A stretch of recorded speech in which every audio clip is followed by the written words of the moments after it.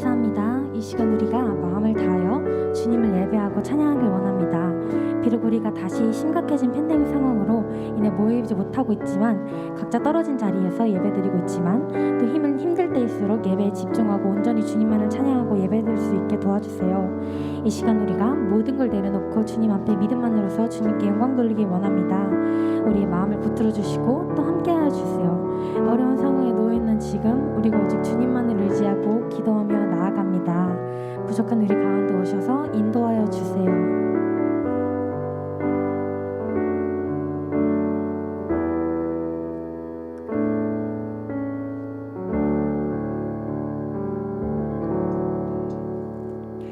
다 같이 기도드리겠습니다. 하나님 아버지 감사합니다. 비록 우리가 다시 온라인 예배 가운데 놓여져 모두 모이지 못했지만 각자의 집에서라도 같은 시간에 마음 모아 주님께 예배드릴 수 있게 하심에 감사합니다. 이 시간 우리의 모든 것을 내려놓고 주님을 향한 믿음만으로 예배드리길 원합니다. 우리의 마음을 붙들어 주시고 또 예배에 집중할 수 있게 도와주세요. 또한 우리가 하나된 마음으로 주께 영광 돌리길 원합니다. 주님 기뻐 받아주세요. 이 시간 함께 하실 주님을 믿사오며 예수님의 이름으로 기도드렸습니다. 아멘. 오늘 이 시간 주님을 예배하기 위해 현장에 모인 분들 또 가정에서 예배드리는 모든 분들을 축복하고 환영합니다. 그럼 우리 사도신경으로 신앙을 고백하시겠습니다. 전능하사 천대를 만드신 하나님 아버지를 내가 믿사오며 그 외아들 우리 주 예수 그리스도를 믿사오니 이는 성령으로 잉태하사 동정녀 마리아에게 나시고 본디오 빌라도에게 고난을 받사 십자가에 못 박혀 죽으시고 장사한 지 사흘 만에 죽은 자 가운데서 다시 살아나시며 하늘에 오르사 전능하신 하나님 우편에 앉아 계시다가 저리로서 산자와 죽은 자를 심판하러 오시리라. 성령을 믿사오며 거룩한 공예와 성도가 서로 교통하는 것과 죄를 사하여 주시는 것과 몸이 다시 사는 것과 영원히 사는 것을 믿사옵나이다. 아멘. 우리 그럼 이 시간 찬양할 때 세상의 것을 내려놓고 오직 예배자로서 주 앞에 서기를 기도하며 찬양합시다.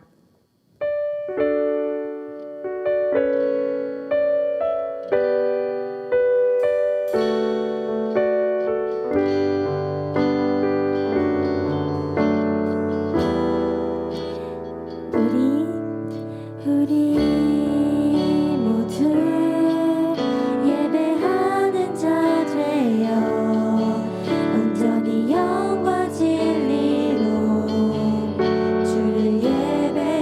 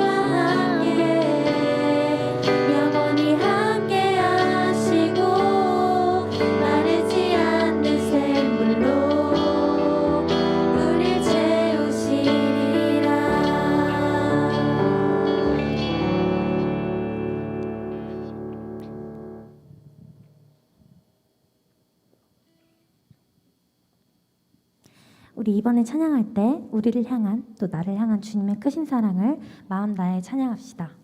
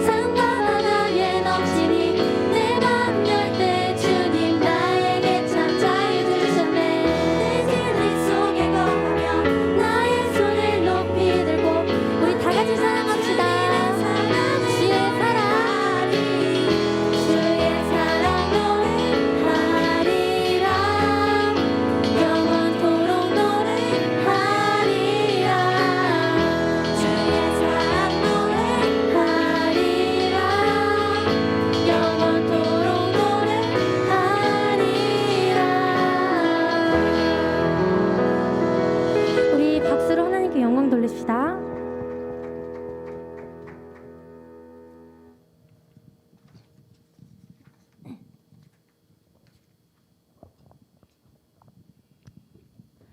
우리 다음으로 찬양할 때 우리가 오직 주님을 향한 감사함만으로 가득 차 있길 기도하며 나아갑시다.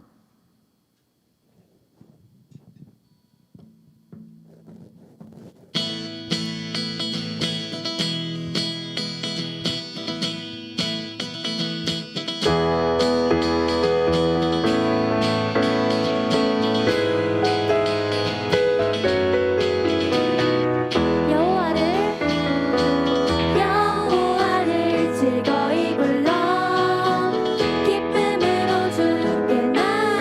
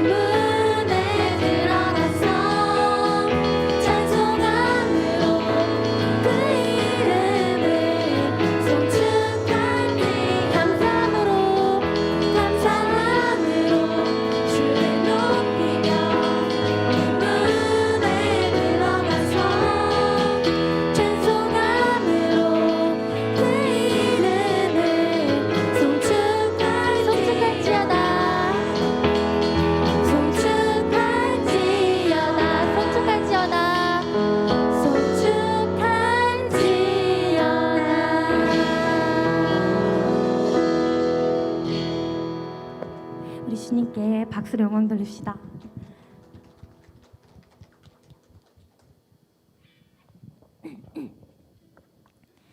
우리 마지막으로 찬양할 때 우리의 모든 것들이 주의 은혜 없음을 마음 다해 고백하며 나아갑시다.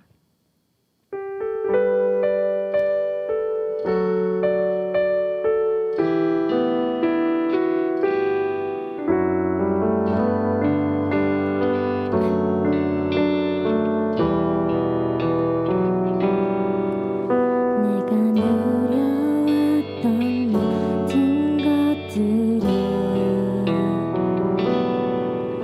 내가 지나왔던 모든 시간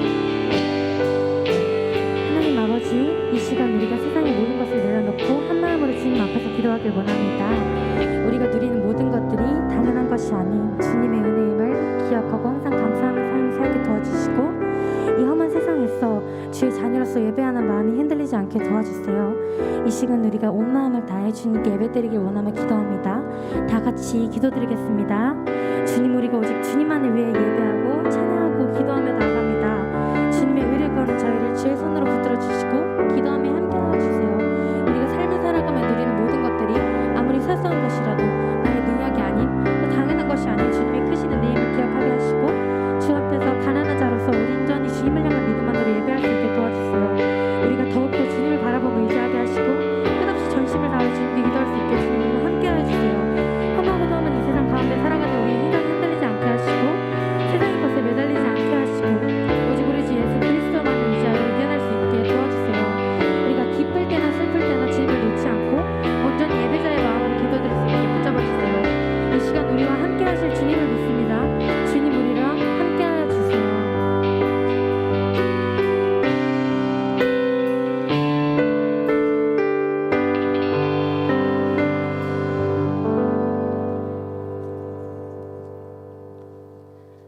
사랑과 은혜가 풍성하신 주 하나님 아버지 감사합니다.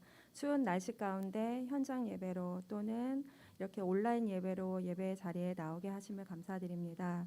길고 긴 코로나의 어둠의 터널을 지나고 있습니다. 이 시간이 오히려 주님께 가까이 가는 귀한 시간이 되게 하시고 온전히 주님만 바라보는 시간들 되게 도와주시옵소서. 빛 대신 주 예수님을 사모하며 그 길로 나가길 원합니다. 빛으로 오신 예수님이 저희들 가운데 오셨고 저희를 택해 주심을 감사하며 그리 아니하실지라도 감사함으로 나갈 수 있는 저희 중등부 공동체 되기를 원합니다. 날마다 깨어있게 하시고 날마다 말씀과 기도로 나가는 저희들 되게 도와주시옵소서. 이제 12월도 거의 지나가고 있습니다. 올 한 해의 마무리를 잘 할 수 있도록 도와주시고 예배 가운데 임재하시는 주님, 이 예배를 준비하는 손길들 위에 은혜를 더하여 주시고 말씀을 선포하시는 목사님께도 은혜와 능력과 유엄을 더하여 주사 그 입술을 통해 선포되시는 말씀들이 저희의 마음판에 새겨지게 하여 주시옵고 행함으로 실천하는 저희 중등부 친구들 되게 도와주시옵소서. 또한 다음 주 저희가 친구 초청 찬양 예배를 준비하고 있습니다. 예배하는 손길들 위해 항상 함께하시고 은혜 가운데 잘 진행될 수 있도록 주님 함께하여 주시옵소서. 이 예배를 통해 기뻐 받아주심을 믿사오며 감사드리며 예수님 이름으로 기도드립니다. 아멘.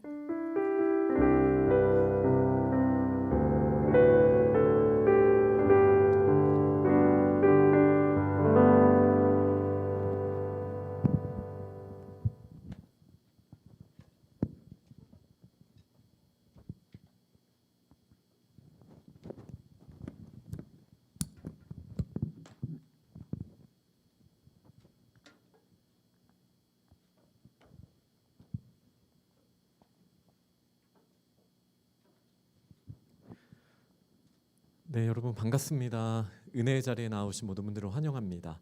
목사님의 한 가지 안내 말씀을 드릴게요. 우리가 현장에서든 각 가정에서든 예배자로서 마음을 집중하는 게 쉽지 않습니다. 졸린 친구들도 있을 거고 또 온라인에 익숙하다 보니까 흐트러진 자세로 우리가 또 예배하기가 아주 쉽습니다. 이럴 때 우리가 마음을 한 번 더 깨우고 하나님 앞에 우리가 바른 예배자의 모습으로 나아가는지 우리가 스스로 돌아보면서 우리 주님 기뻐 받으실 만한 예배를 드리는 이 시간이 되면 참 좋겠습니다. 우리 찬양팀에서 준비한 친구 초청 또 특별 우리 성탄 예배는 이번 주 토요일 날 성탄절에 하는 걸로 알고 있습니다. 그래서 여러분들 토요일 주일 날 우리가 똑같이 9시 반에 예배가 있는데 주일은 우리가 뭐 수료식 시상식으로도 예배를 드리지만 이번 토요일 날 성탄절에 하나님께 드리는 예배는 조금 다른 형식의 특별한 예배가 될 것입니다. 여러분들 많이 현장에도 와주시고 현장에 오는 것이 어려운 친구들은 온라인으로도 적극적으로 참여해 주시기를 부탁드립니다. 네, 그러면 우리 오늘 주신 말씀을 저희가 함께 읽을 텐데요. 미가서 5장 2절 말씀입니다. 네, 하나님 우리에게 주신 말씀 미가서 5장 2절 말씀.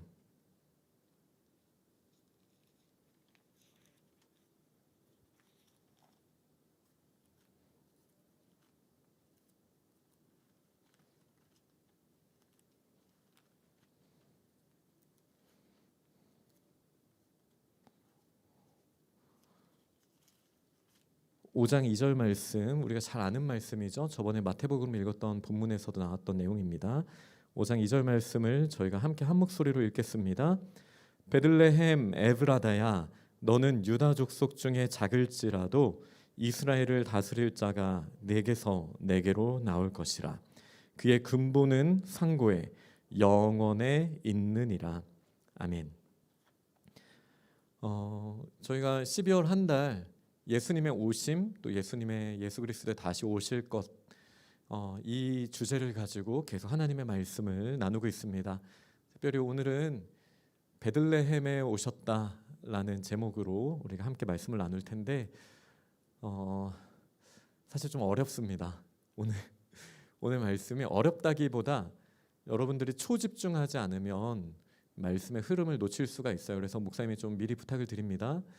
집중하기 쉽지 않을 거예요. 특히 이제 TV 뒤쪽에 강제로 앉게 된 우리 친구들 같은 경우 더 좀 노력해 주시길 부탁드립니다. 오늘 목사님이 좀 많은 이야기들을 응축해서 하게 될 거라서 여러분들이 집중하지 않으면 흐름을 놓치게 돼요. 그러면은 정말 무슨 소리인지 이해를 못 하실 거예요.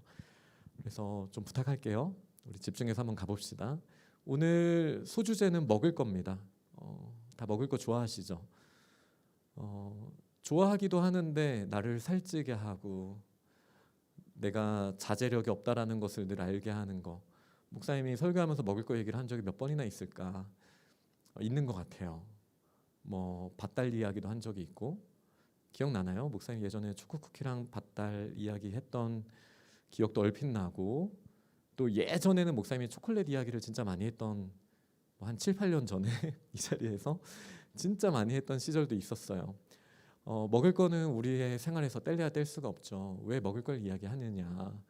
이 베들레헴이라는 지명이 빵집이라는 뜻이에요. 우리 뭐 빠바 뭐 이런 빵집 있잖아요. 빵집이라는 뜻을 가지고 있습니다. 베들레헴. 원래 벳 하면은 집, 레헴 하면은 빵. 그래서 빵집. 그래서 벳 뭐 예를 들어 벳세메스 하면은 태양의 집 이런 뜻이에요. 뭐 베델 하면은 하나님의 집. 그래서 벳이라는 단어는 그래서 벳레헴입니다 원래. 그래서 베들레헴은 빵집이다. 그래서 빵집에 구주가 오셨다. 이 주제에 우리가 쉽게 넘어갈 수 없잖아요. 그래서 오늘은 먹을 거, 성경에 나오는 먹을 거에 대한 이야기를 좀 많이 하게 될 거예요. 그래서 뭐 여러분들의 식욕을 이렇게 돋궈주는 그런 설교가 되진 않을 겁니다. 하지만 그래도 우리는 먹을 거 좋아하니까 좀 더 집중해 보도록 합시다. 하나님께서 처음에 천지를 창조하실 때 어떤 걸 우리한테 음식으로 허락하셨습니까? 혹시 기억하는 친구 있나요? 어떤 걸 음식으로 허락하셨습니까? 뭘 먹으라고 하셨죠? 네, 마음의 소리가 막 들리는 것 같아. 네, 씨를 가진 열매, 네, 씨를 가진 열매, 그다음에 채소를 먹으라고 하셨어요. 여기서 이제 하나님의 뜻을 우리가 알 수 있어요. 우리가 먹으면 더 풍요로워지는 거예요. 우리가 씨 있는 열매를 먹어요. 그러면 그 씨가 또 심겨져서 나무가 되겠죠. 그러니까 뭔가 폭압적이고 폭력적이고 잔인한 식사에서 그런 게 아니에요. 뭔가 채소도 우리가 먹어도 다시 금방 나고 더 풍요로워지고, 이런 자연의 어떤 조화 가운데 하나님께서 우리에게 먹을 걸 허락하셨어요. 물론 오늘의 주제는 아니지만 그럼에도 하나님이 먹지 말라고 하신 것들이 있었죠. 왜 하필 선악과가 나무일까요? 제가 올해 들은 가장 충격적인 질문이었어요. 왜 하필 하나님은 선악과를 나무로 주셨을까요? 네, 충격적인 질문이긴 했는데, 이 선악과 우리한테 못 먹게 하셨죠. 그리고 사실은 그때는 육식을 허락하지 않으셨었습니다. 못 먹게 하신 것들이 있었죠. 네. 그런데 우리 인간에게 죄가 들어오면서 바뀌어요. 처음에는 어떻게 바뀌냐면은 이제 씨 뭐 이런 거에 제한되지 않고, 이전에는 이 에덴 동산의 모습은 좀 독특해요. 땅에서만 자라나는 느낌은 아니에요. 약간 시적으로 표현하자면 하늘에서 열매가 맺혀지는 느낌. 우리 한번 아담과 하와의 느낌으로 봅시다. 내가 그렇게 수고하지 않아도 열매가 맺혀지고 막 땅에서도 막 자라나고, 그래서 땅과 하늘의 조화 가운데 우리에게 먹을 것들이 주어졌습니다. 그러니까 굳이 오늘의 주제로 표현하자면 하늘에서도 음식이 내려오고 땅에서도 음식이 솟아나는 느낌? 근데 내가 거기서 먹으면 먹을수록 더 풍요로워지는 거야. 이렇게 말하면 별로 안 와닿죠. 우리가 그런 고민을 안 해봤으니까. 그러니까 이런 느낌이에요. 돈을 1,000원을 쓰면 10,000원이 또 생기고. 이 정도면 제가 좀 반응할 줄 알았는데 도대체 뭐면 좋을까? 막 아이폰 쓰다 딱 떨어졌는데 갑자기 아이폰이 2개로 다시 올라오고. 뭐 그럴 리가 없으니까 뭐 별로 이렇게 생각을 안 하시죠. 근데 에덴 동산의 우리의 소비 활동, 어떤 이런 모습들이 생산과 겹쳐 있었다라는 거예요. 우리가 먹음으로써 더 풍요로워지는 모습. 이게 하나님이 처음 이렇게 우리에게 이렇게 허락해 주신 모습인데, 인간에게 죄가 들어오죠. 하나님과 동행하기를 거부하고 자기중심적으로 살다 보니까 하나님께서 우리에게 죄의 당연한 결과로서 하나님이 묶어두셨던 것들이 풀려나기 시작했습니다. 그 중에 하나가 땅에서 이제 가시가 솟아나요. 잡초들이 막 우리의 소비 활동을 방해합니다. 먹을 수 없는 게 선악과뿐만 아니라 뭐 독버섯이라든지 아니면 맛이 없는 거라든지 뭐 다양한 먹을 수 없는 것들이 막 일어나요. 그리고 이런 것들을 대상으로, 자, 졸리지만 우리 깨어납시다. 여러분 아직 창세기 초반이에요. 우리 미가서까지 언제 갈까? 노력해야 돼. 같이 도와줘야 돼. 우리 빨리 가야 돼요. 지금 시간이 많지 않기 때문에 빨리 가야 됩니다. 같이 집중할게요. 우리가 노력을 해도 그 달콤한 열매들이 쉽게 생기지 않아요. 그래서 작은 소출, 작은 열매들을 우리가 얻기 위해서도 엄청나게 수고했어야 되는 상황. 이게 죄의 결과 중에 하나죠. 그리고 또 다른 면으로는 우리 자녀, 음식들이 이렇게 더 재생산되는 것뿐만 아니라 우리 하나님의 사람들도 자녀를 낳고 이 땅 가운데 번성해야 되는데 그 가운데에도 수고와 고통이 오게 되었어요. 이게 죄의 결과입니다. 그리고 나서 이제 노아의 홍수 때에 가니까 도저히 안 되겠는 거예요. 인간의 죄성. 그래서 이 죄성만큼이나 하나님이 허용해 주신 음식의 좀 폭이 넓어졌다고 할 수 있죠. 육식이 허용이 되기 시작합니다. 우리가 말이 좋아 육식이지 잡아먹는 거잖아요. 뜯어먹는 거잖아요. 생명을 앗는 거잖아요. 이거를 우리가 어떤 의미로 이걸 생산적이라고 말할 수 있을까? 우리 욕심이죠. 하지만 그렇다고 제가 육식을 거부하자라는 이야기는 아니에요. 이게 정말 하나님이 기뻐하시는 모습일까의 물음표는 있지만, 하지만 우리의 연약함 때문에 문화적으로 하나님이 허용하시는 것들이 있습니다. 목사님도 어제 치킨을 먹었어요. 그러니까 제가 뭐 채식주의로 돌아가자 이런 말은 아닙니다. 하지만 이 흐름을 보는 거예요. 땅에서 나는 것들, 우리가 엄청 수고해야 조금 먹어요. 근데 그 가운데도 파괴적인 모습들이 있어요. 근데 그뿐만 아니라 우리의 죄성이 더 강해지니까 이제는 생명이 있는 동물들을 잡아서 뜯어먹기 시작했어요. 이게 이제 우리의 먹는 생활의 모습이죠. 이런 모습들로 우리가 살아왔어요. 그러다가 이제 시간이 지납니다. 시간이 지나고 우리가 그렇게 먹으면서 살게 되었죠. 그러다가 이제 애굽에서 노예로서의 우리의 먹을 것뿐만 아니라 남의 먹을 거를 위해서도 노동해야 되고, 그 가운데 음식이 충분하지 못한 기근의 상황, 이런 걸 계속 경험하는 이제 애굽에서의 시절을 하나님께서 이제 출애굽을 시켜 주셨죠. 출애굽을 시켜 주면서 놀라운 일이 일어나요. 에덴 동산을 맛보게 하셨어요. 자, 졸리죠? 근데 목사님이 톤을 더 이상 바꾸기는 어려워요. 이 정도면 저한테는 최대치 높은 소리입니다. 그러니까 같이 노력해 봅시다. 노력해 볼게요. 우리 같이 깨어나 봅시다. 광야 생활을 할 때 에덴에서처럼 내가 노동하지 않았는데, 물론 이제 줍는 일도 이렇게 거두는 일도 해야 되긴 하지만, 내가 얼마나 농사를 잘 지어서 뭐 내가 얼마나 가시를 잘 제거하고 잡초들을 제거해서와 상관없이 하늘에서 떡이 내려오기 시작해요. 이걸 뭐라고 했다? 만나라고 불렀죠. 만나. 나의 노동과 나의 죄성과 나의 탐욕과 상관없이 하나님께서 다시 하늘에서부터 떡, 우리 성경엔 떡, 원래 말로는 빵이 좋습니까? 떡이 좋습니까? 둘 다 좋아야지, 그죠? 우리 이렇게 빵이 내려오는 게 성경에 기록이 되어 있어요. 그래서 하늘에서 하나님께서 신령한 빵을 내려주셨어요. 그래서 사람들이 탐심 가운데 있다가도 남을 위해서는 더 거둘지언정 자기를 위해서는 더 거두지 못하게 하셨어요. 왜? 어차피 썩어버리거든요. 하루만 지나면. 그러니까 다른 사람을 위해, 못 움직이는 사람을 위해 우리가 거두어서 나눌 수는 있었지만 자기가 쟁여놓고 더 먹기 위해서는 넣어둘 수 없습니다. 그러니까 약간 에덴 동산의 모습이 조금씩 회복되는 모습이 보여졌어요.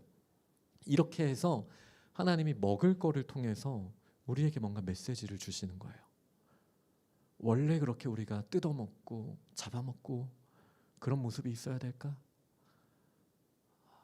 우리가 다른 사람을 위해 나눌 수는 있지만 정말 나 자신만을 위해서 욕심내면서 그렇게 먹으면서 사는 게 정말 옳은 걸까? 하나님 메시지를 주신 거죠. 그리고 이제 가나안 땅에 들어왔습니다.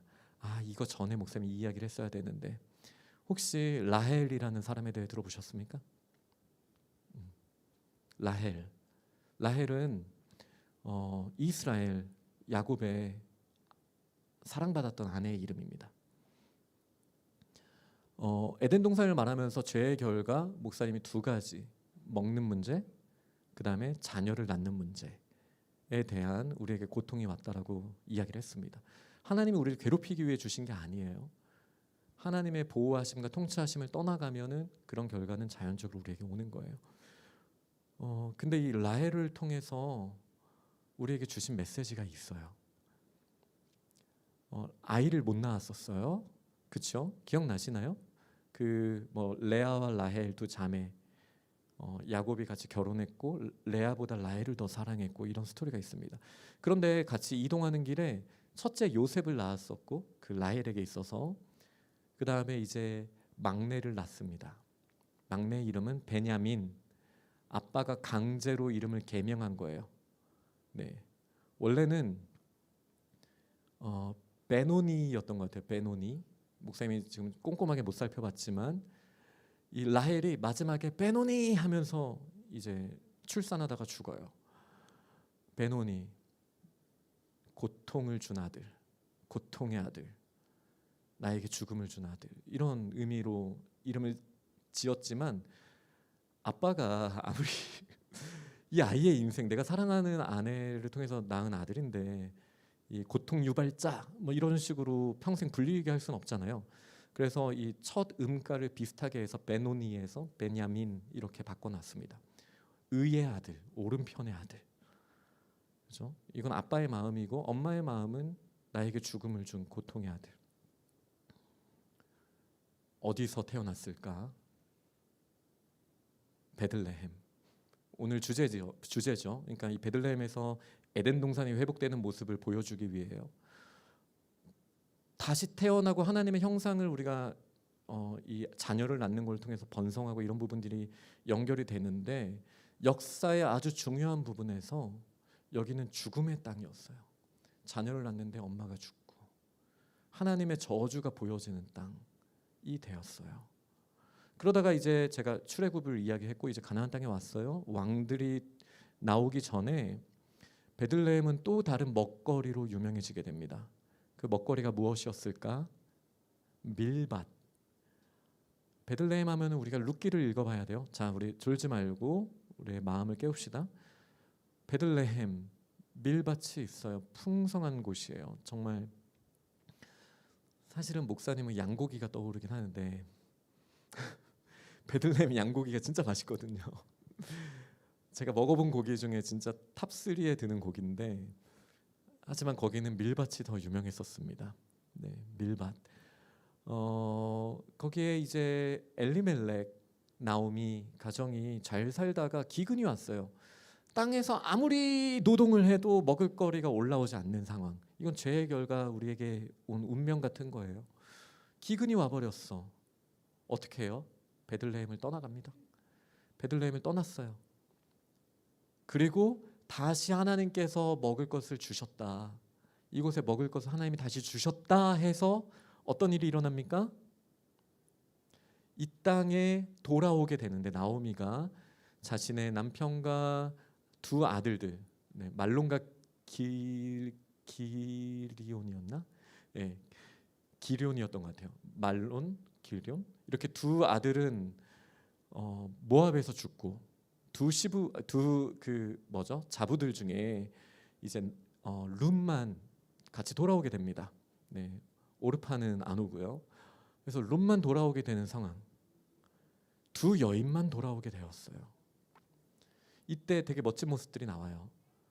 분명히 땅에서부터 나온 밀밭인데 하늘에서 떨어진 떡 같은 느낌이, 빵 같은 느낌이 막 나는 장면이 나와요. 뭐냐면 보아스라는 유력한 자가 있었는데 이 유력한 자가 하나님이 주신 아주 드넓은 땅에서 농사도 짓고 멋지게 살았어요. 그런데 이 사람에게는 룰이 있어요. 자, 추수꾼들, 너희가 밀을 베고 나서 혹시나 밀을 떨어뜨리잖아? 그러면 줍지 마. 하나님께서 명령하시기를 가난한 자들을 위해, 과부와 고아를 위해 먹을 것을 남겨놔라. 분명히 말씀하셨으니까 너희는 그것까지 주우면 안 돼. 오히려 일부러 조금씩 떨어뜨려놔. 그래서 그 사람들이 주워갈 수 있게. 너무 멋지지 않습니까? 분명히 저주의 땅이었는데 불과 몇 년 전에 근데 다시 카메라로 뭔가 이렇게 줌인해서 딱 보니까 마치 에덴 동산의 모습 같은, 소비인데 더 생산적이야. 다른 사람과 함께 번영할 수 있는 그런 모습들이 보여지는 거예요. 물론 충분하지는 않지만, 근데 그 가운데 나오미와 룻이 그 떨어뜨렸던 그 하나님의 은혜를 경험하게 돼요. 이거는 마치 광야에서 하늘에서 떨어진 그 떡과도 같은, 그 빵과도 같은 거죠. 밀 떨어진 것들을 막 주워서 그걸로 맛있는 빵을, 집중하기 어렵죠. 근데 정말 잘 따라오는 친구들 보여서 목사님 너무 기뻐요. 근데 다른 친구들 같이 가고 싶어요. 그래서 잠깐 딴소리 한번 하겠습니다. 여러분은 어떤 빵이 맛있어요? 피자빵, 크림빵. 우리 한번 갑시다. 피자빵, 크림빵. 오케이, 목사님 기억할게. 하늘에서 떨어지는 빵을 맛볼지어다.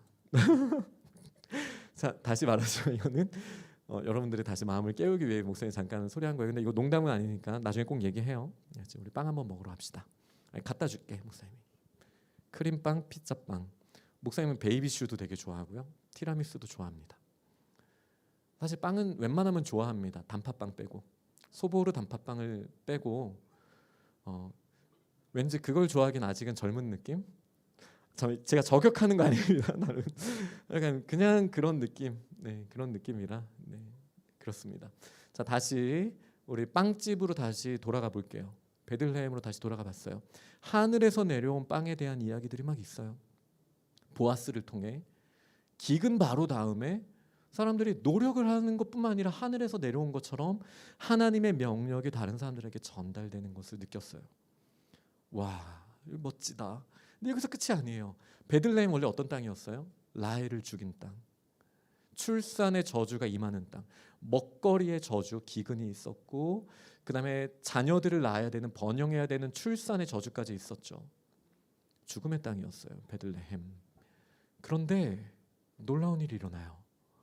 룻이 남편이 죽었잖아요. 근데 여기 보면은 구원자, 우리 그 이름을 예수라 하라, 구원자라는 뜻이거든요. 이 구원자의 원래 다른 표현으로는 물론 예슈아도 있지만, 예슈아라는 말이 구원자라는 뜻이기도 하지만 구원자를 대속자, 구속자라는 의미로 쓸 때는 고엘이라고 합니다. 고엘을 기업 물을 자라고 표현을 해요. 이게 무슨 뜻이냐면은 하나님이 땅을 가문에게 주신단 말이에요. 근데 그 가문에서 남자들이 만약에 죽어요. 근데 여성들은 그때 밖에 나가서 일을 할 수 없는 상황이었어요. 문화적으로. 그러다 보니까 땅이 있어도 그 땅은 죽은 땅이 돼버리는 거예요. 그럼 어떻게 하면 될까? 이 땅을 잠시 다른 사람들한테 넘겨요. 그리고 이제 희년이 되거나 다시 기업 물을 자가 생기면, 자녀가 생기면은 다시 그 땅을 돌려받는 거예요. 이게 하나님께서 주신 고엘 제도인데, 근데 땅은 누군가가 해서 일해 줄 수 있지만 자녀는 그럼 어떻게 해요? 우리 지금 먹을 땅은 사실은 빵에 대한 거고요. 빵의 공급처죠. 마치 이게 적절한 비유인지 모르겠는데 달걀과 닭의 관계, 빵과 땅. 부적절합니까? 그래도 우리가 합리적으로 생각할 수 있는 선이죠. 그러니까 그냥 땅이라고 하면은 그냥 빵의 공급처라고 생각하시면 돼요. 그러니까 빵을 먹어야 되는데, 먹을 거가 있어야 되는데 땅이 죽어버렸어. 그럴 땐 다른 사람이 일할 수 있도록 넘길 수 있게 해주셨어요. 잠깐. 근데 자녀는 그럼 어떻게 해야 돼요? 내 자녀가 끊기면 이 땅이 없어지는 거잖아요. 누군가 다른 사람이 가져가야 되잖아요. 이거는 하나님의 질서가 아니거든요. 그래서 어떻게 했냐면 고엘, 구속자, 대속자라는 개념으로 가까운 친척 중에 결혼을 해서 죽은 자의 이름으로 자녀를 낳게 해주셨어요. 지금 우리의 문화에서는 이해가 안 되지만 이거는 하늘에서 내려온 빵 같은 개념이었어요. 그냥 그렇게 오늘 너무 깊이 이야기할 수는 없으니까. 그래서 보아스가 룻과 결혼해서 엘리멜렉 가문의 이름으로 자녀를 낳을 수 있게 해줘요. 멋있죠? 네, 그 아이의 이름이 오벳이었나요? 오벳이었을 것 같아. 근데 오벳도 노동, 땅에서 일을 해야 되라는 의미를 가졌으니까 굉장히 연결이 잘 되죠. 근데 이 오벳이 왜 중요하냐? 왜냐하면 다윗의 할아버지이기 때문이에요. 다윗 들어보셨죠? 다윗. 왜 베들레헴이 그렇게 중요하냐? 하나님은 사실은 에덴 동산에서부터 이 룻기까지만 해도 충분히 정보를 주셨어요. 충분히. 에덴 동산에서의 저주가 뭐였죠? 자손의 저주, 그리고 빵의 저주. 맞잖아요. 먹거리의 저주, 그다음에 자손의 저주. 근데 이 모든 것들이 사실은 다스리게 하기 위해서 하신 거거든요. 창세기 1장 생육하고 번성하여 땅에 충만하라, 땅을 정복하라, 다스려라.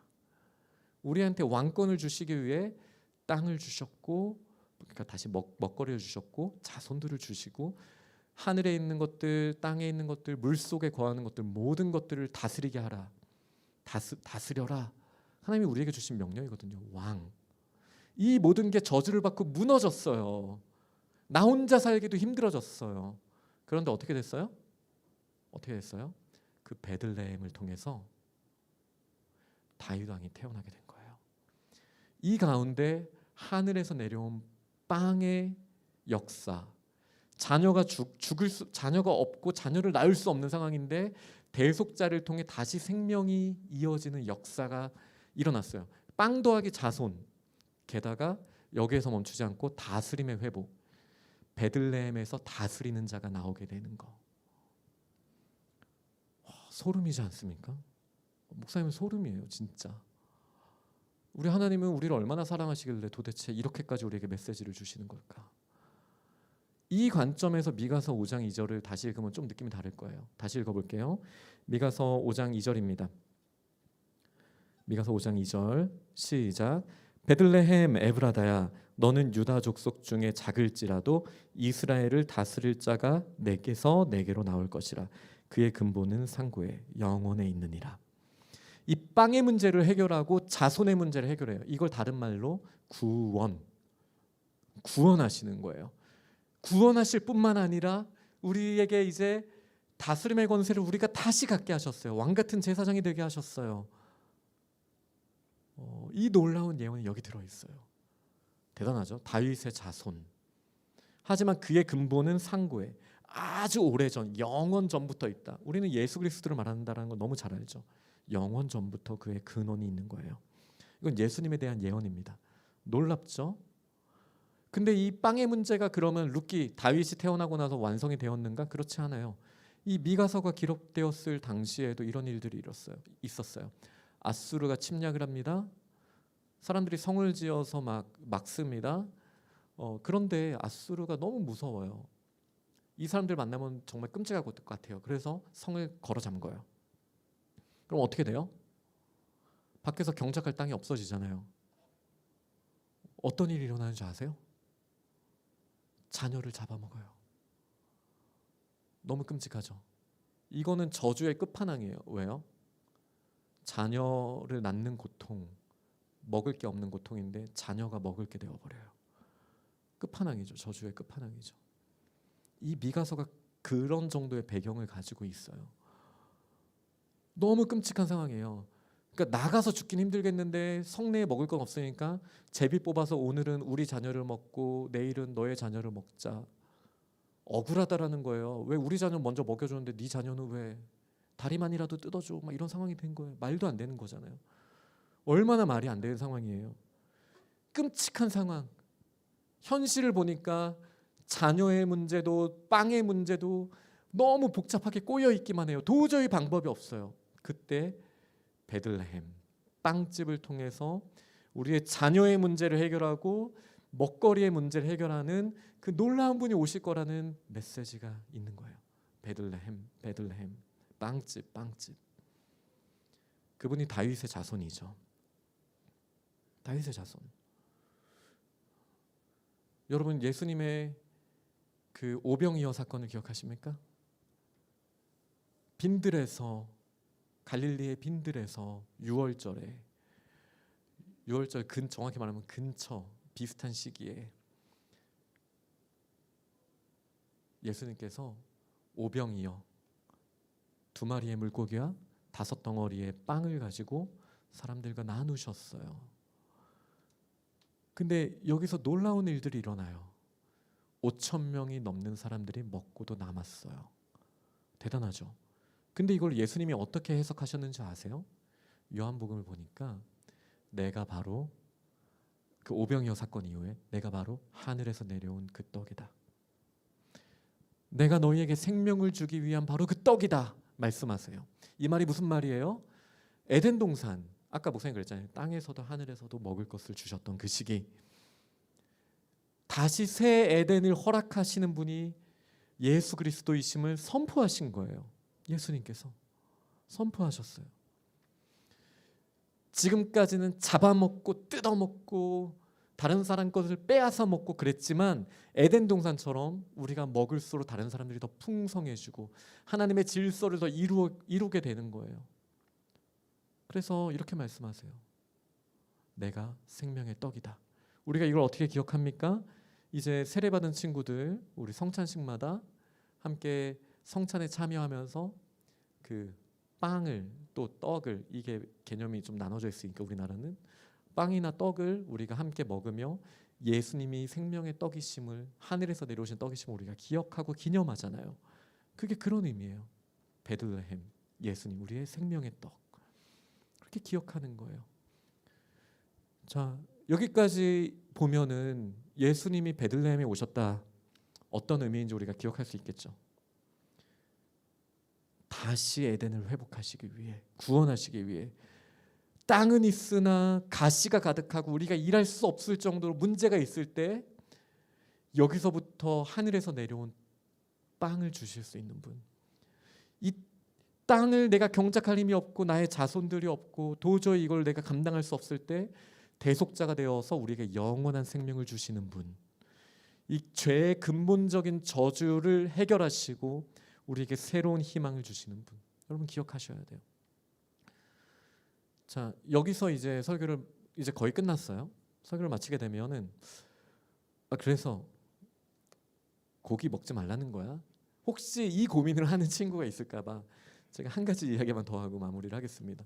중요한 건 우리의 죄성, 욕심, 하나님과 같아지려는 마음, 하나님으로부터 떨어져 나오려는 마음, 다시 말해 하나님과 동행하기를 거부하고 하나님의 뜻을 받아들이기를 원하지 않는 마음, 이 마음을 다시 하나님께로 돌이키고 예수님으로 말미암은 그 은혜를 누릴 수 있는 것, 우리의 힘이 아니라 마치 룻에게 보아스가 있었던 것처럼 우리에게 그 고엘의 역할, 구속자, 대속자의 역할을 하시기 위하여 예수께서 베들레헴에 오셨다. 오늘 제목이죠.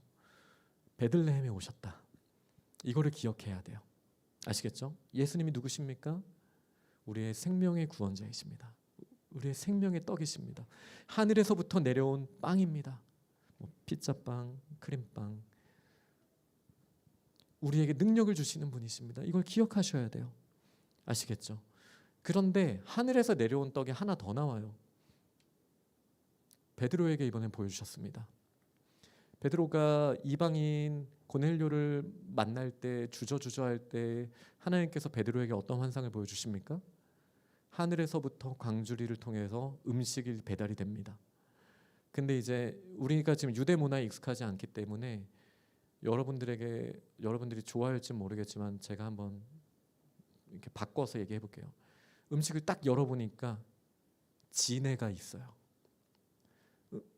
이건 좀 과한데 또 열어보니까 바퀴벌레가 있는 거야. 또 열어보니까 악어가 있네. 근데 이게 원래 하나님이 잠깐 이렇게 말하면 안 되겠다. 먹고 싶은 걸 얘기해야지 더 적절한데, 그죠? 먹고 싶진 않죠. 제가 말한 게 먹고 싶진 않죠. 그래도 모르겠어요. 그냥 이게 먹고 싶었던 거라고 한번 생각해 볼게요. 근데 베드로는 그걸 먹지 않았어요. 먹지 않았기 때문에 그게 혐오 음식이 유대인들한테는 됐었어요. 뭐 지금으로 치면 돼지고기, 뭐 삼겹살, 뭐 이런 거. 근데 유대인들은 그거 못 먹거든요. 못 먹어요. 오징어도 못 먹어요. 비늘이 없으니까. 조개도 못 먹어요. 불쌍하죠. 막 그런 게 막 내려왔어요. 그러니까 이제 막 베드로가 저 하나님의 사람이에요. 하나님, 이거 하나님 먹지 말라고 하신 거잖아요. 전 먹지 않을 거예요. 근데 하나님 이렇게 말씀하세요. 하늘에서 내려온 강줄이거든요. 내가 너한테 먹어도 된다고 하는데 내가 먹지 말랬다고 안 먹는다 하면 말이 안 되는 거잖아요. 그죠? 하나님께서 내가 정결하다고 한 거를 왜 네가 부정하다 하느냐. 먹어라 말씀하셔요. 여기서부터 이제 유대인들에게 주어졌던 정결법에 따른 음식법들에 대한 제한을 하나님께서 좀 열어주셨어요. 물론 그게 하나님이 정말 기뻐하시는 일이라서 우리한테 그거를 그렇게 하라고 하신 건 아닐 거예요. 더 좋은 방법은 있을 텐데 우리의 연약함을 아시니까 하나님께서 허락하신 부분들이 문화적으로 있기는 해요. 육식 허용됐어요. 사람을 잡아먹는 거 하나님이 허용하셨을까요? 당연히 아니죠. 우리한테 허용하지 않은 것도 우리는 알고 있어요. 문화적으로 알고 있어요. 예를 들어 여러분들이 술 마시고 담배 피는 거 하나님이 허용하실까? 물론 이걸 우리가 깊이 있게 생각해 봐야겠지만 적어도 지금 여러분의 나이 때는 절대 아니에요. 지금 여러분의 나이 때는 절대 아니에요. 이런 부분까지도 하늘에서 내려온 빵이다라고 말하는 건 아니지만 하나님께서는 이런 우리의 연약함을 아시고 하늘에서부터 내려오는 그 그릇 안에 부정하다고 하셨던 음식도 넣어두셨었어요. 여기서 이제 하나님의 사랑을 우리가 알 수 있는 거죠. 자, 말씀을 맺겠습니다. 그래서 하나님께서 우리에게 먹을 거에 대해서는 그럼 도대체 어떻게 말씀하시는 걸까? 너희가 먹든지 마시든지 무엇을 하든지 하나님의 영광을 위해서 하라. 이게 하나님이 기뻐하시는 모습이죠. 그래서 이거 먹거리는 그렇게 좀 내버려 두고 우리가 진짜 기억해야 될 것. 왜 이렇게 먹는 게 힘들어? 살아가는 게 힘들어? 인생 왜 이렇게 복잡하지? 죄 때문이라는 거예요. 베들레헴에 기근이 와요. 사람이 막 죽어요. 사람을 잡아먹는 일들이 일어나요. 끔찍한 일들이 일어나요. 욕심쟁이들이 막 서로 막 탐심을 부리고 서로를 공격해요. 그런데 이게 원래 우리가 갖춰야 될 모습이 아니라는 거예요. 그리고 베들레헴 빵집에 예수님이 오셨어요. 이 모든 문제를 해결하시기 위해 우리 대신에 죄를 짊어지시고 그리고 죄의 대가를 다 치르시고 우리에게는 생명의 떡을 주시며 우리에게는 영원한 생명을 허락하셨어요. 이렇게 해서 다스림의 문제, 자녀의 문제, 그 다음에 먹을거리의 문제, 먹거리의 문제를 완전히 해결하신 거예요. 예수께서. 우리 성탄절을 앞두고 이걸 기억해야 됩니다. 그리고 내가 어떻게 하는 게 예수님의 오심에 정말 합당한 삶을 사는지 모르겠다. 그러면 다윗을 떠올려 보시고요. 그 전에 보아스의 삶을 한번 떠올려 보세요. 기근의 때 어떻게 나누었는지, 광야에서 하나님께서 어떻게 만나를 주셨고 어떻게 연약한 자들에게 그걸 나눌 수 있었던지 떠올려 보세요.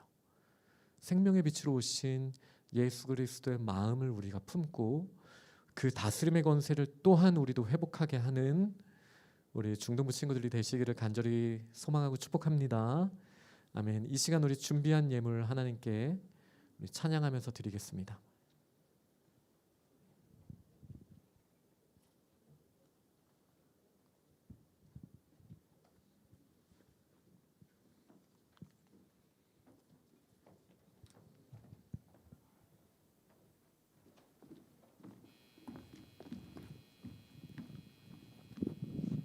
네, 함께 찬양합니다.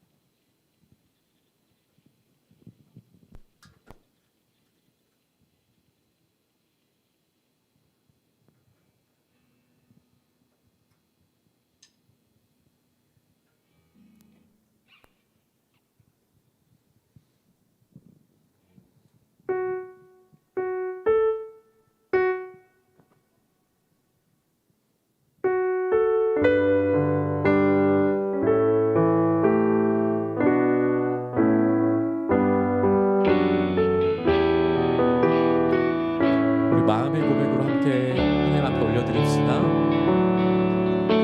나 무엇과도 주님을 바꾸지 않으리. 다른 어떤 일에 구하지 않으리. 오직 주님만이 내 삶에 도우시니 주의 얼굴 보기 원합니다. 주님 사랑해요. 주님 사랑해요.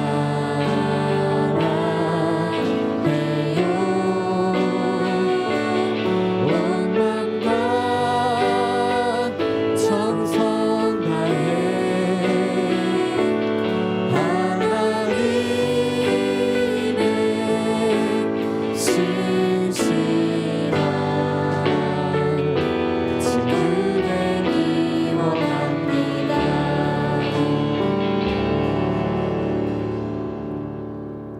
함께 기도합니다.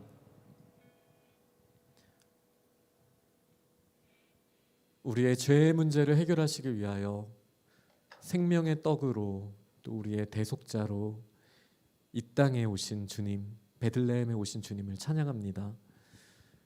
주님, 이 죄로 인해 탐심으로 서로 욕심 부르며 미움과 분노가 가득한 이 세상 가운데 하나님의 다스림을 또 하나님의 질서를 선포하셔서 땅에서 서로와 경쟁하며 얻어낼 수 있는 빵뿐만이 아니라 하늘에서부터 내려오신 정말 신령한 빵을 우리에게 주셨으니 이 땅에서도 다스림의 권세를 회복하라고 주신 말씀을 오늘 저희가 받았습니다. 이 땅에서 그리스도인의 사명을 가지고 우리도 예수님처럼 그렇게 귀하게 다른 사람들을 회복시키고 하나님께 영광 돌릴 수 있는 사람들로 세울 수 있도록 저희들에게 하나님의 은혜로 채워 주옵소서. 이 시간 저희가 예배를 드리며 우리의 시간과 정성과 물질을 드렸습니다. 이 모든 것 기뻐 받으시고 주의 일을 위해 사용하여 주옵소서. 우리 주 예수 그리스도의 은혜와 아버지 하나님의 사랑과 성령의 교통하심이 구주 예수 그리스도로 말미암아 하나님의 자녀의 권세를 회복하고 그 권세를 활용함으로 하나님께 영광 돌리기를 소망하는 이 자리에 있는 모든 하나님의 자녀들과 우리 중등부 공동체 위에 영원토록 함께 있을지어다. 아멘.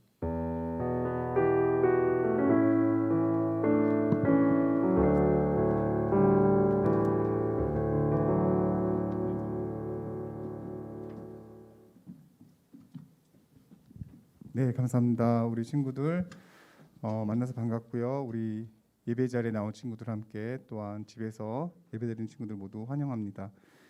이 시간 우리 귀한 목사님을 소개하려고 하는데요. 목사님 오늘 소개하는 게 맞겠죠? 예. 내년도에 우리 중등부를 함께 섬겨주실 귀한 우리 조영욱 목사님을 소개하겠습니다. 나오실 때 환영의 박수를 드립시다. 예.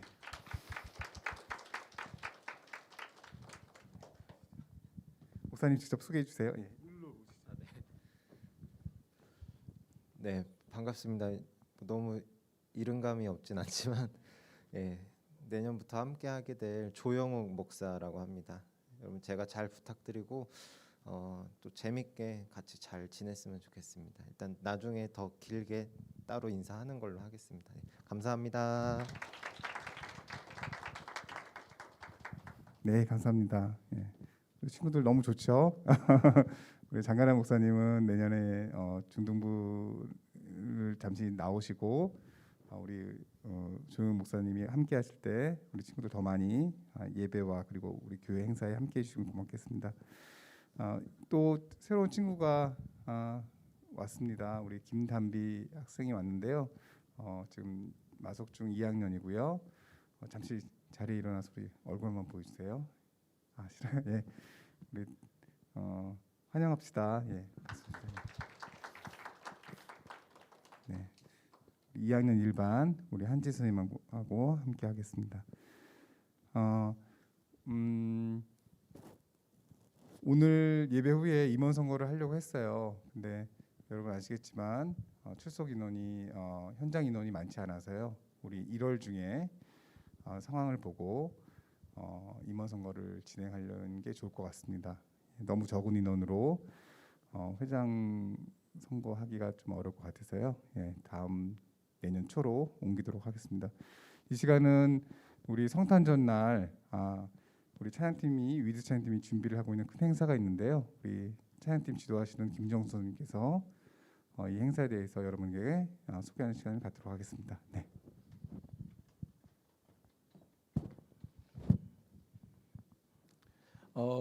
성탄절인데 또 이렇게 좀 비대면을 해야 되는 상황이 좀 와서 근데 저희 이제 찬양팀에서 일단은 여러 가지 좀 행사를 좀 준비를 했습니다. 그래서 성탄절인데도 예수님의 탄생을 다 같이 좀 기념하고 좀 축하할 수 있도록 여러 가지 순서들을 준비하고 또 이렇게 교회에 직접 왔을 때 또 이렇게 빈손으로 가지 않고 또 다양한 이벤트를 통해서 선물을 또 받아갈 수 있게끔 많은 예산을 투입해서 굉장히 적극적으로 준비를 했으니까 왔는데 간식만 받아가는 그런 일은 절대 없을 거다. 네, 내가 왔을 때 생각보다 좋은 선물을 받았네. 뭐 이런 느낌으로 이제 갈 수 있으니까 다음 주에 가능하면 이제 성탄절 토요일이죠. 동일하게 9시 반에 예배를 참여해서 좋은 선물 많이 받아가고 예수님의 탄생을 우리 중등부가 함께 기뻐했으면 좋겠습니다. 이미지를 사실은 만들었는데 제가 오늘 깜빡하고 목사님한테 못 드려가지고 못 보여드리는 게 너무 아쉽네요. 그래서 저희가 더 적극적으로 열심히 준비해서 다음 주에 왔을 때 더 재밌게 우리 또 예수님의 탄생을 함께 축하하고 즐길 수 있도록 하도록 하겠습니다. 기대해 주시면 좋을 것 같아요. 감사합니다. 네, 이미지를 만드셨다고 했는데요. 단톡에 올려주시면 우리 학생들에게 전달하도록 하겠습니다. 이번 주 토요일이에요. 우리 친구들 토요일 날도 예배 성탄 예배 드리고요. 그리고 그 다음 날 주일 올해 마지막 주일 예배도 드리는 겁니다. 그러니까 토요일 날 9시 반까지 이 자리에 오셔서 함께 예수님의 탄생을 축하하면서 또 준비한 많은 선물들을 함께 누리는 시간을 가졌으면 좋겠습니다. 혹시 학교 친구들이 같이 올 수 있으면 친구도 초청해도 좋아요. 우리 예배실에 인원이 60명에서 70명까지 예배 인원이 가능하니까요. 우리 친구들 같이 올 친구들이 있으면 함께 초청해서 오셔도 좋습니다. 네, 그럼 이번 주 토요일 날 9시 반입니다. 주일이 아니고요. 토요일 날 9시 반에 다시 건강한 모습으로 만나도록 합시다. 오늘 수고 많으셨습니다. 감사합니다.